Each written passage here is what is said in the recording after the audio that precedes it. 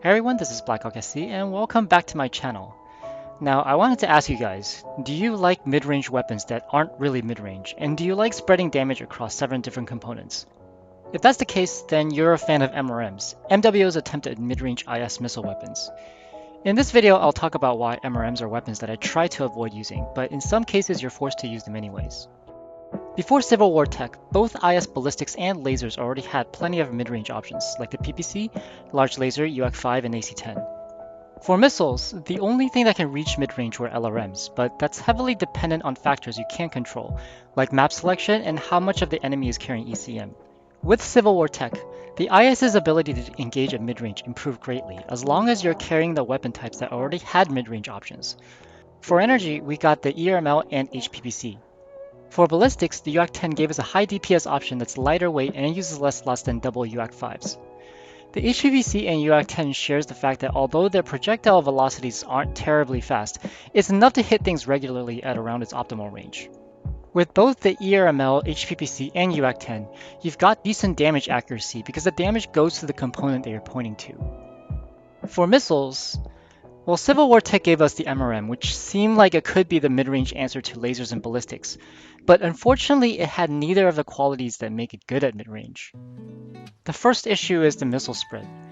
To test damage efficiency, I took an MRM-10 into testing grounds and aimed it at the stock CTF-1X CT and fired it until it died. The MRM-10 shares the same spread as the other MRMs except for the 40, so damage concentration will be about the same. The stock CTF-1X currently has 118 points of health on its CT when you combine armor quirks, the stock armor, and structure. Now, if you know the cataphract, its CT hitbox is above average in size for heavies. In my test, it took 260 rounds to kill it. In other words, only about 45% of the damage went where I wanted it to go. Looking at the paper doll, you can see that the arms, legs, and even the head taking damage. The MRM compensates for this somewhat by shooting a lot of missiles, and eventually enough missiles will take out the component that you're really trying to shoot at. The second issue is its super slow velocity. I don't know how PGI decided that a mid-range weapon should go only at 475 meters a second. It means that at true mid-range, it takes a full second for the MRM to reach its target. It's difficult to numerically describe how slow 475 meters a second is for mid-range weapons, but consider that the AC-10 travels at 1100 meters a second, and the PPC at 1200. Even the AC-20 goes 650. Another way to look at it is that the MRMs are only 75 meters a second faster than the SRM. What really saves the MRM in this case is that in the public queue, the large majority of mechs are slow, and a lot of players don't move or twist. You can hopefully see that as an actual mid-range weapon, the MRMs are a kind of a sad piece of equipment that I would rather not take, given other viable choices. However, it's the lack of other viable choices that makes the MRM the best option on some mechs today, and we're going to look at a few cases where it does make sense.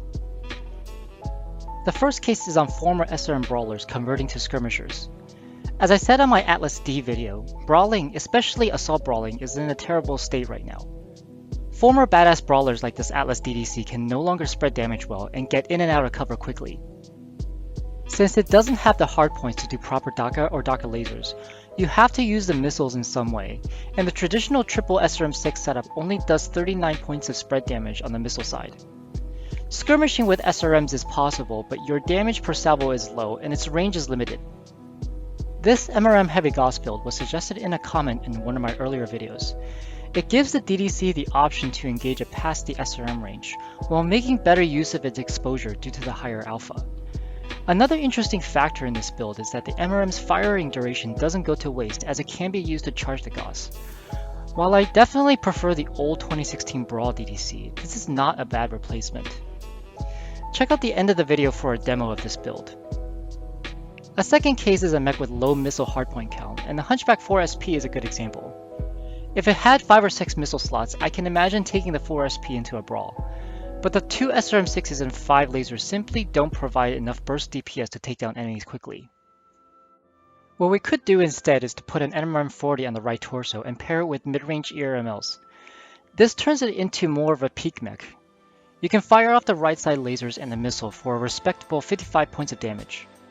If you assume only about 35 damage goes where you want, that's still about the same as the traditional Hunchback 4G AC-20 build. The last case is on mechs with good missile cooldown and or heat gen quirks. I showed you guys before how much of that MRM damage actually gets wasted, so it helps to shoot a lot to do the kind of damage necessary to take down enemies. Heat gen quirks help with sustained shooting, and cooldown quirks help with burst damage. One example of this is the Awesome Pretty Baby, which I did a video on not long ago. I'll link it down in the description below. Another case is the Catapult C4, which also comes with a 20% cooldown and 10% missile heat gen quirks. Because a lot of IS mechs meet one of these three criteria, there ends up being many IS mechs that are forced into MRM builds simply because there's nothing better you can do on it. For now, let's take a look at the match in the Atlas DDC HGAU's MRM build. So in this match in Polar Highlands, right now we're just kind of getting into position. We're trying to get into that short mid-range where our weapons start to be effective. Here's a shot on a King Crab, which is an example of a shot that I couldn't have taken before without MRMs. King Crabs are also slow and have a big profile, so it is the kind of mechs that we can actually hit, at mid-range. I think that King Crab was about 475 meters out, and we got most of our salvos on it. Not sure about how good the damage was, but at least we got most of our salvo on target. That summoner, when he was jumping, put a heavy gauss shot on him as he was pop-tarting. I believe that was taken at 400 something, 450 meters, and the heavy gauss has 3x optimal range. It does damage at 3x optimal range, so at 450 I think it's probably doing around maybe a little more than half damage, I believe. Half that 25. So here's a situation where I would have been forced to brawl. If I was taking the SRM build, the traditional SRM build, but then I would have been facing up to 4 enemy mechs at the same time, the 2 behind that rock, and then the 2 others that had firing lines over behind that rock. So being able to engage as a skirmisher is really helpful here. Just a moment ago, I had the opportunity to shoot at the Wolverine. And the Wolverine was a target that was too fast for me to hit reliably with MRMs. And I was mentioning earlier about how the unreliability of MRMs as an actual mid-range weapon was due to the missile velocity. And that's why I didn't take a shot at the Wolverine there. So we got a 6-3 lead. It's a pretty comfortable lead here. That summoner keeps popping up and taking gauss shots at the CT.